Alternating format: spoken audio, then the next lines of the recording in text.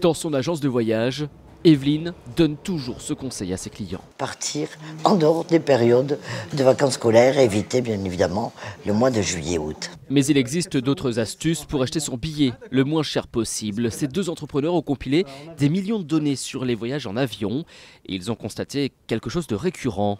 Exemple, avec un vol entre Paris et le Pérou. Plus on s'y prend à l'avance, plus on aura effectivement l'opportunité d'achat à des prix attractifs. Vous voyez, on remarque que sur toute la période de vente, il y a eu des différentes baisses, différentes chutes de prix. Et le point le plus bas se situe à peu près 3 mois avant le départ. Et puis tout dépend aussi des stratégies des compagnies. Tout est question en fait de remplissage des avions et des concurrences entre les lignes. Selon les lignes que vous choisissez, vous avez plus ou moins de compétition entre plus ou moins de concurrents et donc les prix varient énormément.